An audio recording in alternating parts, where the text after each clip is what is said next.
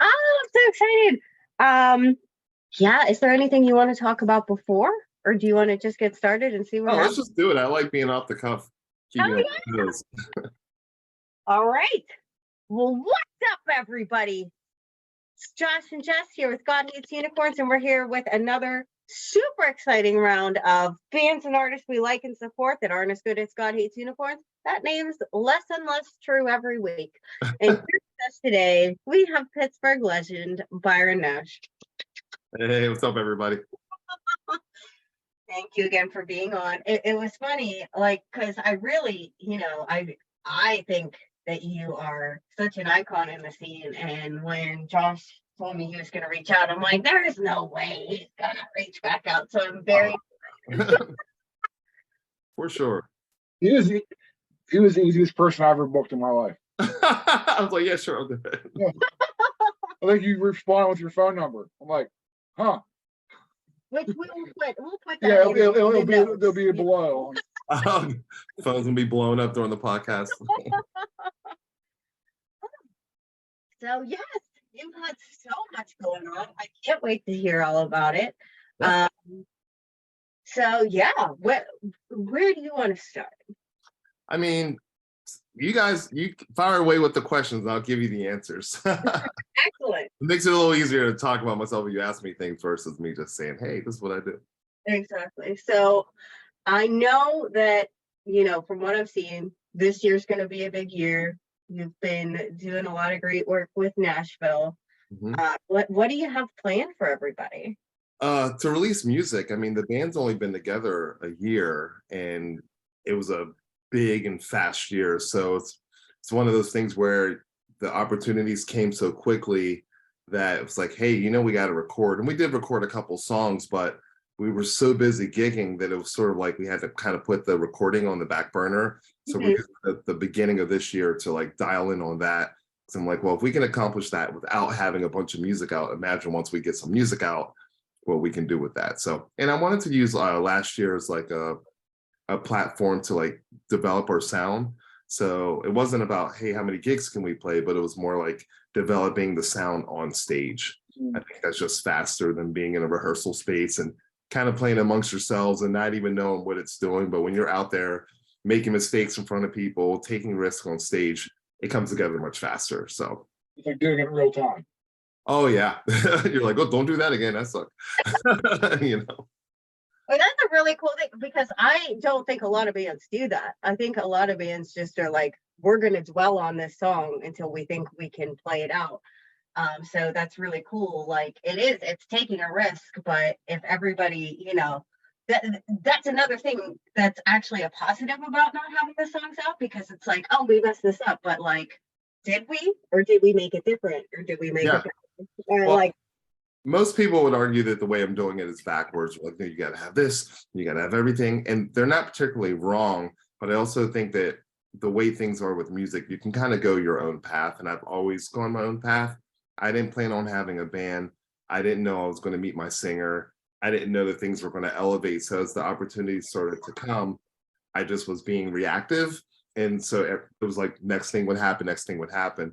And then I realized from the response from the crowd, that's where the magic was happening. And I wanted to lean into that versus being like, all right, let's run in my house and write a bunch of songs and then try to gig the song. Like that's sort of an old way of doing it. But I really enjoyed being in front of the public and putting ourselves in these like uncomfortable situations because we would play everything from a regular gig to, a cultural trust gig to a brewery to a winery, the zoo. I played a wedding, did all these weird things. You kind of elevate your musicianship much faster. I found that way because none of the situations were the same. So, yeah. Yeah, we've seen y'all done the beer fest. Yeah. Barrel and Flow. Barrel and Flow. Okay, yeah. That was such a fun day. And it was such a great experience all around. I was very drunk. But I think we all were. I was very, very drunk. And I didn't realize it until I was looking at the photos that I took from that day. And it was like when I first got there, it's like, oh gosh, yay, we're seeing all these friends. And at the end of the night, it's like, Yeah, Harold Flow will do that to you. Yes, it was. I can't wait until next year. That was my first beer fest ever, and what a great experience. Oh, that was a good one. Yeah, we had a good time at that. And I played the very first one when it was Fresh Fest, but I played with like just a makeshift of different musicians. They booked me and then I was like, hey, can you play this thing? And that's when I started the beer collaboration with Helltown back then and had the beer come out. And it was only meant to happen that year, but then I just kind of kept pushing it and they kept asking me to do the beer again. So we had a 5-year run, but that really did start from that festival. Really? So the beer, what was the beer? It was called Black Metal. It was an IPA. The first year we changed the recipe every year, but that's sort of what the premise of Barrel and Flow is. You know, you put a brewery with an artist or with a different collaborator. They come up with something for the event, and then it happens. That's the beer. It comes out for the festival, and then you move on. But I just saw an opportunity to like brand myself and kind of like expand it. So I was bartending at the time at Harris Grill. I knew a ton of like customers. I knew a lot of people in the industry. And when I found out it's like I was going to have my own beer, and they let me name the beer, I just kind of kept running with that idea because I'm like, I'm never going to have this opportunity again. I think it's bigger than just this one-time event. And then the next year, Helltown asked me to do it again, even though I wasn't on the festival. They just still released the beer. Then the next year, we did it again, but we did it in cans because it was COVID, because no one was buying drafts because you couldn't go to a bar. And that's when it started a different lane with me doing art and production. So I ended up becoming Helltown's creative director for a couple years and was helping them brand all of their cans and come up with their beer names and everything. So from that one gig, just saying yes through a Facebook, message, it turned into like a new job, a new lane, beer product on the shelves and all these different things. So yeah, that all came from Barrel and Flow. Amazing. And so you're a whole lot more than a musician. I just think I'm an artist. I'm a creative, Mm-hmm. Great. I've had the Black Metal. It's good. Is it? Oh, thanks. I had fun that one day. What kind of beer is it? It's an IPA. Oh, Yeah, it was there. It was there last year too. We actually did 2 last year because it was our last sort of hurrah of it. So we did it for 5 years, and I wanted to kind of end strong. So we did like a double IPA and we did a standard one so that it wasn't knocking people off their socks. And then I headlined the festival. So that was all sort of in conjunction. And now, like, I'm not with Helltown anymore. I'm just moved on, and now I'm doing some creative work with the Warhol. really? Mhm. What do you do with that? That's so cool. Oh my gosh. Like, because I consider myself an artist.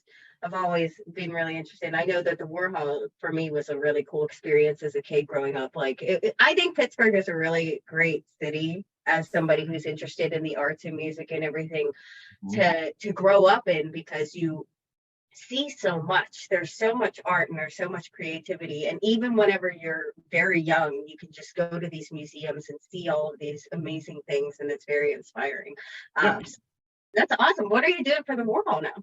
So the Warhol has an initiative called the Pop District that's new. And they have kind of like, so picture here's the Warhol, and then you have the Pop District underneath that. The headquarters is located right next to the museum, but there's Warhol Creative, Warhol Works, and I'm drawing a blank on the other one because I've been working all day. But what it is, it's like part education, part sort of like a workforce where like young creatives can come and learn how to use cameras, do social media, kind of do gig work, and then figure out how to work themselves into the workforce with like a creative talent and skill underneath the Warhol umbrella. I'm sort of like the floater between all of those. Warhol Academy is the other one. And I'm more like the community engagement meets event coordinator. So I'm the connector to all of the things: music, cultural stuff, service industry, food trucks, just because of my background, music, DJs. And then on the other end, I book events. So let's say a corporate client wants to come in and share our headquarters for, like, I don't know, a luncheon or something. They would contact me, I set it up, they come in, book the space. Does someone want to do a party at the print lounge and do some printing and have a Christmas party? I'm their guy. So I kind of have this wide range of things that I'm doing. I started last year. I was doing it simultaneously while at the at Helltown, and then it kind of ramped up, and I was like, "Whoa, this requires a lot." So now I'm like completely focused on that, and we're also building a music venue over there across. So if you're at the front door of the Warhol, looking out of the Warhol, caddy corner where the parking lot is, where the Brillo box thing is, that's going to be a music venue modeled after the 930 Club in DC. Oh my Yeah. God. Yes. When is that going to happen? We're shooting for 2024, breaking ground, done by 25. Yeah.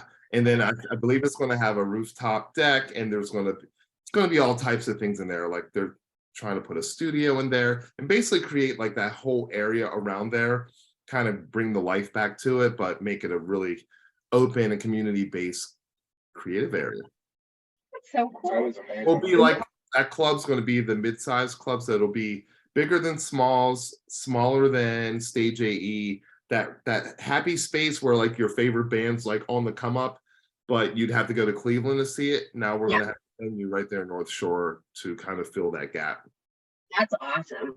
Yeah. That's so exciting. I cannot wait Like for us. bands like us. Yeah. Yeah, it's going to be rad. So I'm totally excited and it's putting me in a different realm because I'm seeing behind the scenes on how things work and just kind of that upper tier element of, okay, this is the plan, but it's 3 years down the road and this is how it's going to be. And being right at the base of that is awesome. So Amazing. One of the questions I have from that is if there are people who are young creative people that are interested in checking out this program, how would they go about doing that? So they can contact me, and then I can like kind of connect them to the other people in the certain departments. So like with the Warhol Academy, we have we do these things like network events. There's actually one coming up. So I can send you all that information and put this out. It can be in there, and it's open to the public. You just have to sign up. It's free.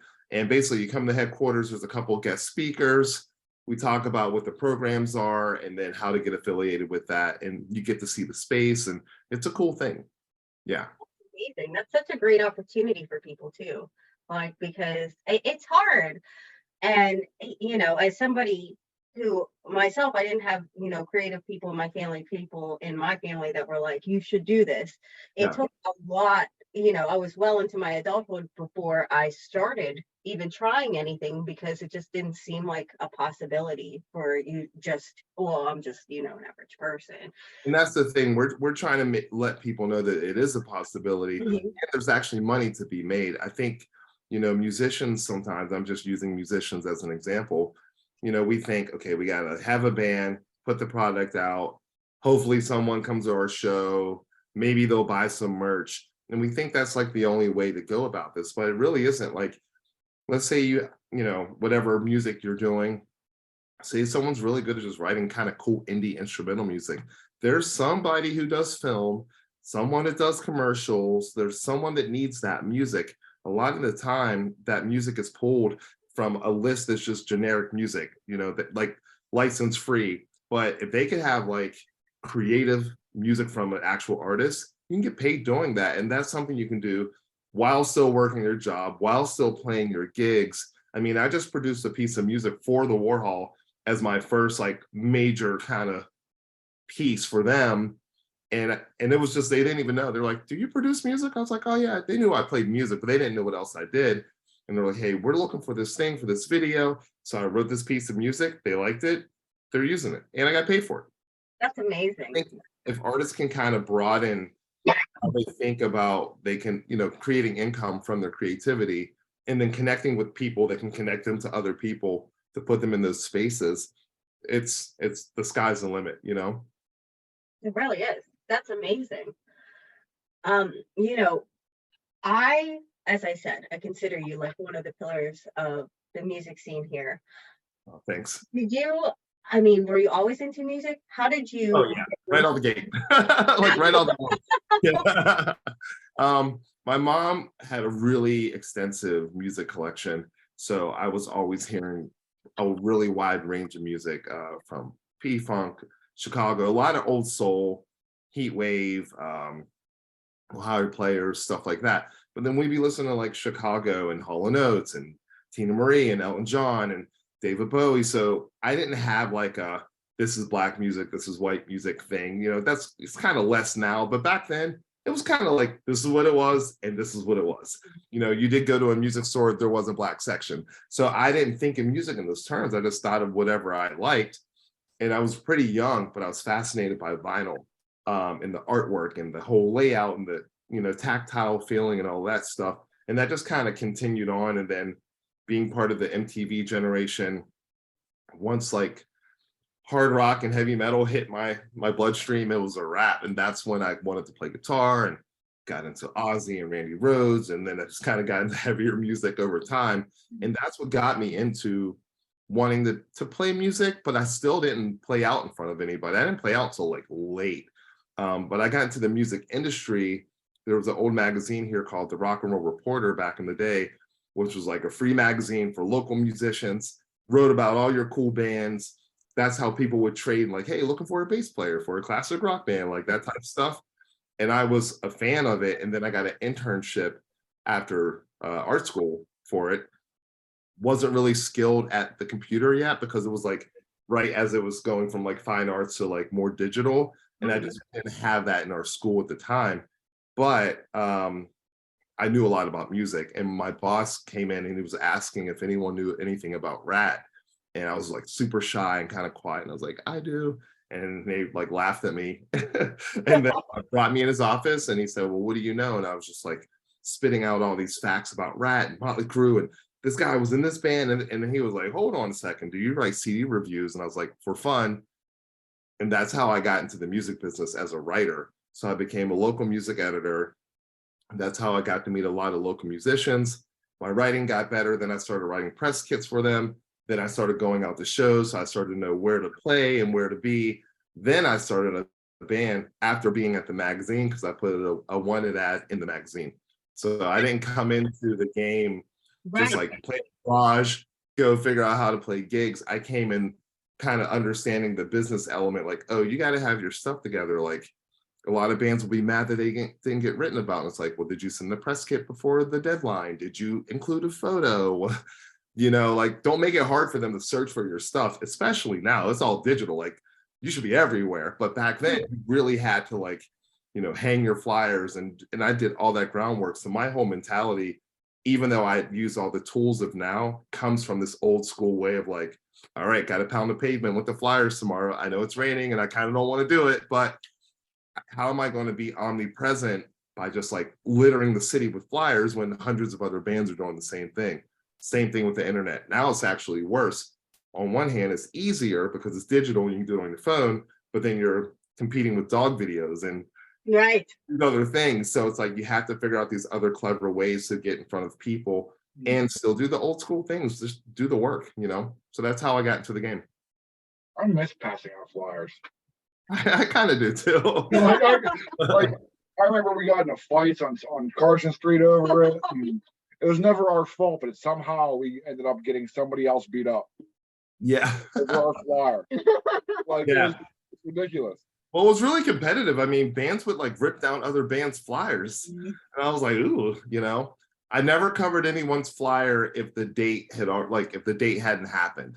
If the date passed, I would staple over it. But if it didn't, I was respectful about it, I think that's important because I guess I don't know. I would never rip down somebody else's flyer because they had to stand in the rain and staple that up too, put it next to it or something. I don't know. Geez. Yeah. And speaking of the rain, I remember passing out flyers down South Side, and it was pouring down rain. We knew the bouncer at that jazz club. What was it called? A Blue Note. So we were friends with him. So we're walking by these like 3 or 4 like meathead looking guys, and they're like hiding under a thing. Or my bandmate was like, pussies. For some reason. For some dumb reason. Outside. And they turned around. We were about to charge us, and then our bouncer friend just came out of left field and was like, "I will fucking kill everybody." Four guys turned around and one bouncer guy. He's not even that big. But I mean, to the audience, you don't need to instigate. No, you don't even. You don't need to instigate. Just do your thing. And this was when you were younger. This Yeah, we're like early 20s. when I call in God Hates Unicorns the before times, the BJ before. Back in the day. Back in the day. That was I before I prefer was the like, DJ after that. I would- yeah, I deserve it. Oh my gosh. So that's really cool. You know, you definitely you do things your own way, and it's working. And I think it is hard because you get in that mindset like you got to do X, Y, and Z, and it doesn't always, you know. So that's awesome. But so where are we gonna be able to see you, or where are we gonna be able to check out some music coming soon? Let's see. Sorry, my allergies are kicking in right now. I'm like, No, I trust me. I'm just like it's winter, but I still have allergies. It's annoying. It'll clear up in like a second. But we just played a big event last week. My singer and I are going to do something at the end of the month at Revel, and then I just booked like 12 gigs or so. Like last year, I hit right around 150, and then the year before, I did like 100. So I'm not really trying to go that hard, but more strategic. So a lot of the beer festivals, shooting for the arts festival. I think in the beginning of the year, we're going to go a little light just because we're so focused on the music. And then like we're going to drop a single probably February. It'll be on all the platforms, and then we're going to drop a second one in March and kind of like ramp up into the summer. And then it's going to be, we'll be annoying. We'll be everywhere. annoying the shit out of with all the dates on it. So that'll be easy. yeah. It'll be easier to track us that way.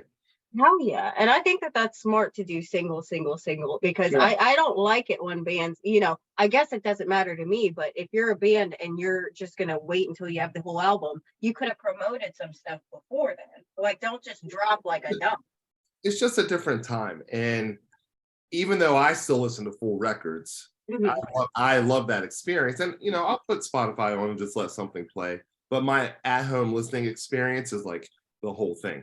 But not everybody listens to music like that. So if they listen to music on their phones and they're listening to it on their laptops or, you know, whatever they're doing, you need to just provide something in that platform, right? So one song can carry you for 3 months. You drop one record, people get the record, and then you have nothing to follow up. Right. It's not the same style of listener, you know, because of the technology. So that actually, to me, takes the pressure off. I do think you should write the music sort of in like art, like do it in a period. So if you write over the next 3 months, then that music kind of has a uniform sound to that. But then you can be more strategic with a song, because say I have a gig in 3 weeks that I really want to ramp up, then I can plan beforehand and say, we're going to drop this song, and then you keep pushing that song leading up to that event. You might get an extra like 50, 60 people at that show that actually know that song now because they don't have to pay for the song. So it just depends on what your band's trying to do, what your strategy is, what your goals are, and how quickly you can write good music, you know? Yeah. So now I'm like in studio mode, like at my house, and just like yesterday I had my bass player over. Like if we're not all together, it doesn't matter because I'm like, all right, well, you just come over and lay some bass lines on this new beat I have. Tomorrow, my singer's going to come over and we're going to work on vocal stuff. So we don't, that way being in a band doesn't impact your life in the way where it becomes like a hassle. It's like, all right, I can email you the song that we worked on last night. That's way more efficient than like, hey guys, we all got to get together for 3 hours, but this guy doesn't get out till this time. She doesn't get out till this time. So I'm trying to find creative ways as the band leader to work around that. So we're still more efficient, but still producing. I love that. And I think it's really hard as a band because, you know, unless you really have like that $1 million contract, we all have jobs, we all have lives, we have kids, we have different things that we're taking care of. So it's really hard to sync up. And that's a great thing about technology is that it makes that kind of thing possible. Yeah, and that's the way you can use it as a tool. So I don't want to rely on it for what my music always will sound like per se. You know, like I just upgraded my studio. I'm kind of relearning how to use it because some of the gear is a little more high end now. But that I only did that because I wanted to take it into my own hands, like the power into my own hands. So like, all right, why did I not crank out that much music? Because I was doing this. Okay, if I focus over here, let me get this work done. And even if I just get it to like a solid 75%, and then I can email those files to a studio, and then I go to the studio and they mix it. If it sounds good at my house and then they take it up a notch, I'll be totally happy with that. But it's kind of hard when you're like financing the whole thing yourself Mhm. and you're in the studio and you're like looking at the clock like, ah, this is going to be expensive. You don't have to Yeah. necessarily do it that way anymore. So I'm trying to take the more economical way, but still keep it quality. Yeah, absolutely. And it's expensive. And that's the thing, like Yeah, people don't, $100 an hour is expensive. yeah, absolutely. Even It's if even if hard. it's 35 an hour, it's hard when you're thinking about money when Mhm, you're thinking about art. mhm. Or like in the studio, I don't want to be thinking about the clock when I'm trying to get my guitar take. Or I want to go in there, I'm like, all right, I'm so rehearsed, let's go. But like at home, it could be a little bit more leisure. The band can have the beer. We can kind of joke around and get into the personality of the music without that pressure, but still be efficient with our time. And I think it sounds better when you have that element where you're like, we're enjoying the time, we're Yeah. having fun with it, we're having, we're playing off of each other, having a good time rather than like play it exactly how you play it fast, Yeah. you know? And you can hear that. There's a stiffness in the energy, and I don't need things to be perfect. I'm not trying to shortchange anything or shortcut it, but I don't need it to be perfect. It just needs to feel right. Right. You know, an old band that I was in, there was a kind of a live hip hop band. They were so used to things being kind of like produced already because like a rapper doesn't hear the general idea, they hear a finished idea and then they say, oh, I like that beat, and then they write to it. Mhm. So I was coming from like a band perspective. And then when we started like writing it, we kind of got together more. I remember recording some stuff as a rough demo, and then they would want me to replay it in the studio. And I'm like, that take is way better than anything I'm going to be able to play in the studio because I'm completely relaxed. You can hear it in the music. Why don't we just use that in the studio? Yeah. And just kind of trusting yourself and being okay with like imperfection, not mistakes and not like faulty playing, but just imperfection. I like you listen to Led Zeppelin, it's not perfect. That's why it's so great. Mhm. There's human error in there, there's space, there's a little bit of like timing issues and stuff like that. And I think it's awesome, you I know? agree. I think it elevates the Yeah. overall sound and feeling of everything, and it makes it more relatable, more fun to listen to. And like you said, not like you can't just be like, "Dang," like you can't make mistakes, Yeah. but just having fun with it. So Yeah. Yeah. I love that.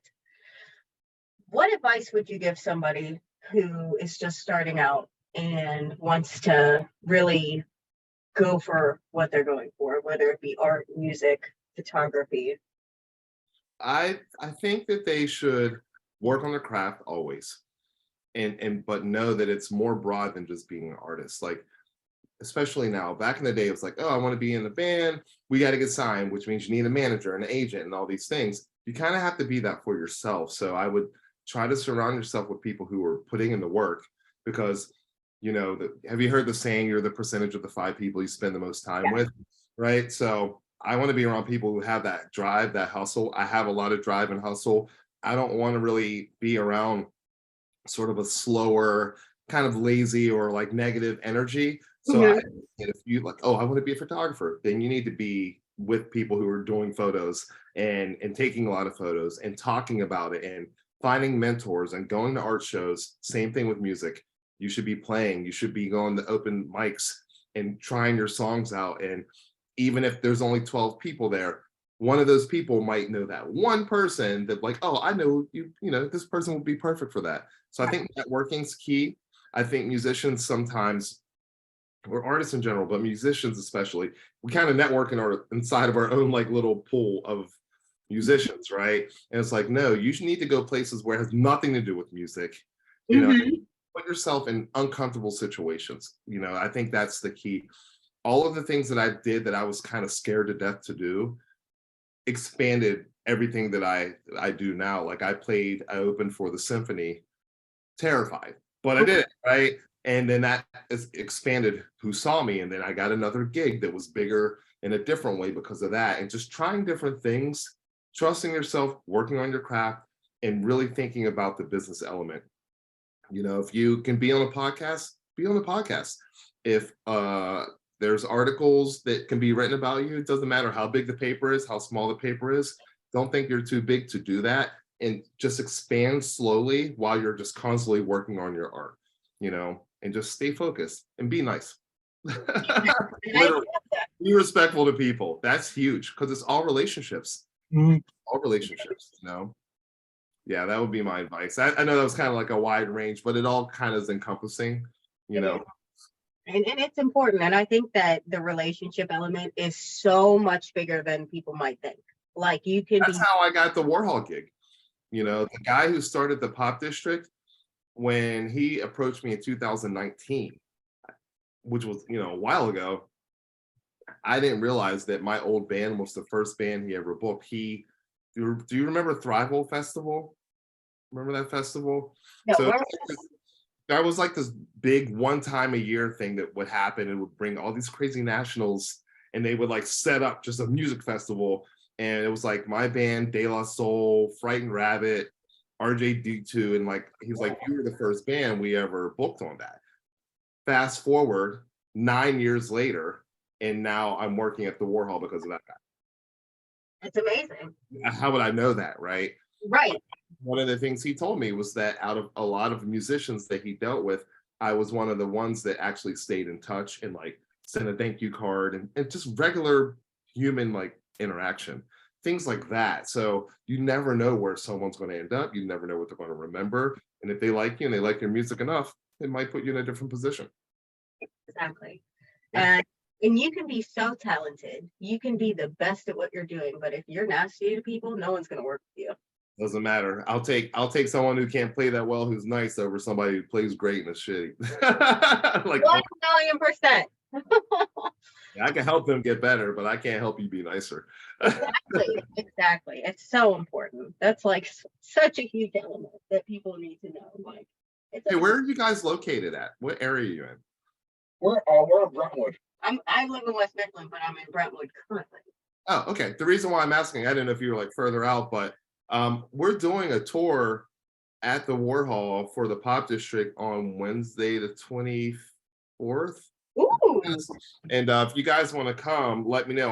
I'll send you my email link and all that stuff after this, and you're more than welcome. It's like 10 to 11. It's going to be a group of people, some people from the different organizations, everything. Perfect opportunity to network, see the space, hand out cards, do all the things. So Yeah, absolutely. Send us the stuff. We'd love to go.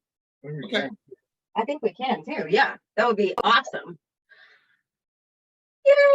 Thank you so much for coming on. Oh my gosh, we're so excited to see you this year. So excited to check everything out. Everybody watching, like, this is where you got to be, and this is what you got to do. Like, this has been your guide to how you need to proceed. So thank you so much, Byron. We appreciate you and we admire you. And thank you so much for coming on and spending the time. Yeah, you're welcome. I'm going to send the link right after so I don't forget. Excellent. Have a good night, and we are going to see you soon. All right, guys. Thank you. Thank you. Bye.